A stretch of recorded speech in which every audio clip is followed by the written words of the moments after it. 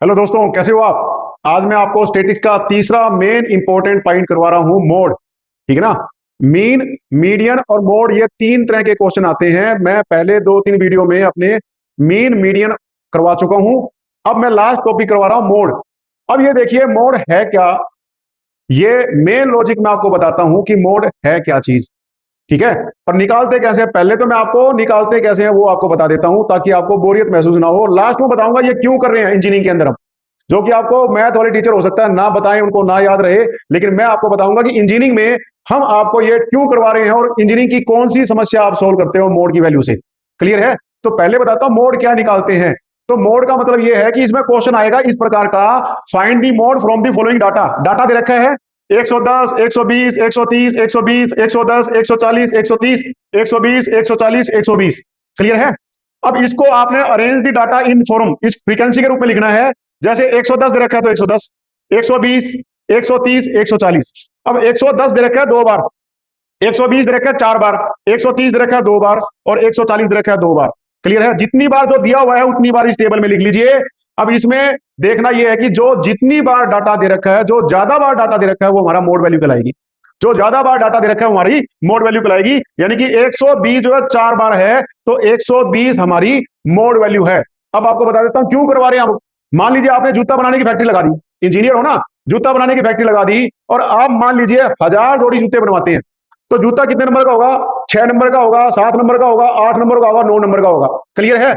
अगर आपसे कहा जाए भाई 6, 7, 8, 9 नंबर के 1000 जो टोटल जोड़ी बनानी है तो कितने बनाओगे, तो कई बच्चे ये जवाब देते हैं जी हम 200 जोड़ी बना देंगे। जितने हैं उसको नंबर से डिवाइड करेंगे। अगर आप 200 जोड़ी बनाओगे तो आपकी फैक्ट्री में समस्या हो जाएगी। क्यों? क्योंकि जो 8 नंबर का जूता है वो ज्यादा बार ज्यादा लोगों के पाँव में आता है। तो उस केस में जो ज्यादा डिमांडेड है वो आपको ज्यादा बनाना पड़ेगा। तो 8 नंबर का जूता ज्यादा आता है। तो यही बात हमें देखनी है। मान लीजिए आप फैक्ट्री में स्पेयर पार्ट्स रख रहे हैं, तो स्पेयर पार्ट्स में सारे स्पेयर पार्ट्स समान मात्रा में नहीं रखने। जो ज्यादा इस्तेमाल होते हैं, जो बार बार खराब होते हैं, वो आपको ज्यादा मात्रा में रखने हैं। जो कम खराब होते हैं, रेयरली इस्तेमाल होते हैं, वो कम मात्रा में रखने होते हैं। ये बात हमें करनी होती है और ये बात पता चलती है इस मोड वैल्यू से। तो हम जूते की दुकान पे जूते बेचने वाले को कहेंगे भी सवेरे से शाम तक आप बताओ, अगर आपने 100 जोड़ी जूती बेचे हैं तो उसमें कितने कितने नंबर की कितने कितने जोड़ी जूते बेचे हैं। तो वो बताएगा जी जो मैक्सिमम जूते बेचे हैं उसने, मान लीजिए 8 नंबर के जोड़े 80 बेचे हैं उसने, तो 8 हमारा मोड वैल्यू कराएगी। तो वही बात यहां पे निकालनी है कि कह रहा है भाई पहले एक पीस बिका 110 नंबर का, फिर 120 नंबर का बिका, फिर 130 नंबर का बिका, फिर 120 नंबर का बिका, फिर 110 नंबर का बिका, फिर 140 नंबर का बिका, फिर 130 नंबर का बिका, फिर 120 नंबर का बिका, फिर 140 नंबर का बिका, फिर 120 नंबर का बिका, मान लीजिए। तो इसमें मोड वैल्यू क्या निकली, जो ज्यादा पीस बिका है वो 120 नंबर का पीस, 4 पीस बिके हैं, तो ये 120 हमारी मोड वैल्यू है। ये आपको निकालनी होती है इंजीनियरिंग की प्रॉब्लम सॉल्व करने के लिए। समझ में आ गया। मैथ आपको क्यों पढ़ा रहे हैं, इंजीनियर को समस्या का समाधान बताना पड़ता है, कैलकुलेशन करनी पड़ती है, तो ये कैलकुलेशन में यहां इस्तेमाल करते हैं बच्चों। क्लियर है।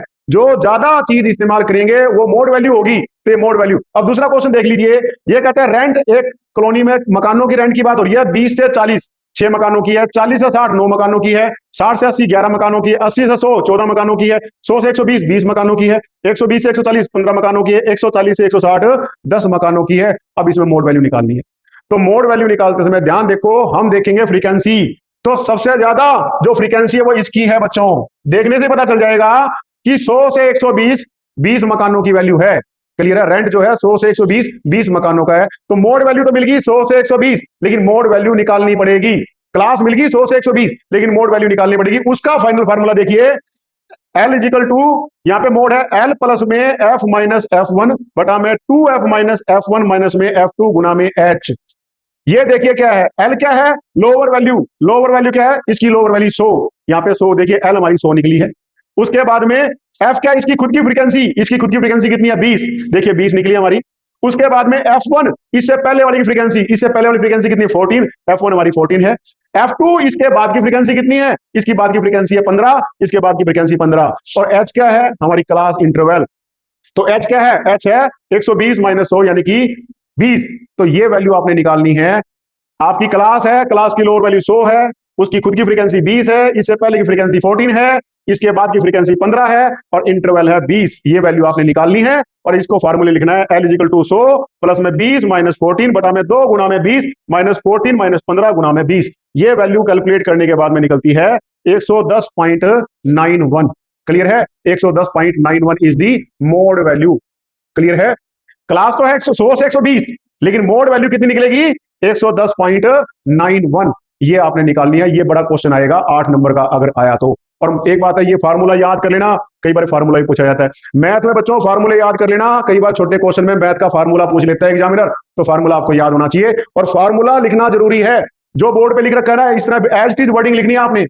सोल्व करते समय जो वर्डिंग मैंने लिख रखी है बोर्ड पे, ये एज इट इज वर्डिंग लिखनी है। क्लियर है? इस बात का ध्यान रखना है। आप किताब में से मैंने एग्जांपल करवाए हैं, नोट पब्लिकेशन की बुक में से एग्जांपल करवाए, नोट या ईशान में से 16 एग्जांपल करवाए हैं। ये बोर्ड के एग्जाम के पेपर भी सोल्व कर लीजिए आप लोग। ये लास्ट ईयर के बोर्ड के एग्जाम्पल पेपर आप डाउनलोड कर लीजिए नेट साइट से, एचएसबीटी की साइट से मिल जाएंगे आपको। डाउनलोड करके ये पेपर सारे सोल्व कर लीजिए, आपके पेपर बड़े अच्छे नंबर से क्लियर हो जाएगा बच्चों। क्लियर है? तरीका यही है, चीजों को समझो और पेपर को सोल्व करके देखिए। जितने ज्यादा पेपर सोल्व करोगे उतना ही आपको, कई बार तो क्वेश्चन रिपीट ही कर जाता है, थोड़ी रकम ही चेंज होती है, क्वेश्चन एज इट इज वही रिपीट कर जाते हैं। क्लियर है? तो आपको बड़ा फायदा मिल जाता है। ये तरीका है तैयारी करने का। तो मोड वैल्यू का मतलब समझ में आया कि हम जब कोई चीज की प्रोडक्शन करते हैं, जो चीज ज्यादा इस्तेमाल में होती है उसको ज्यादा मात्रा में बनाएंगे, और वो ज्यादा मात्रा में जो चीज इस्तेमाल होती है वो कहलाती है मोड वैल्यू। ये हमें निकालनी है। तो 3 चीजें मैंने कराई, देखो, मीन, मीडियन और मोड। मीन का मतलब होता है एवरेज वैल्यू। मीन का मतलब होता है एवरेज वैल्यू। एवरेज का मतलब मान लीजिए आपने 10 पीस बनाए और 10 पीस की पहले का साइज अलग है, दूसरे का साइज अलग है, तीसरे का साइज अलग है, तो 10 के साइज नाप लिए और नाप करके 10 से डिवाइड कर दिए, तो हमने कहा जी हमारी इतनी एवरेज वैल्यू की प्रोडक्ट हमने बनाई है।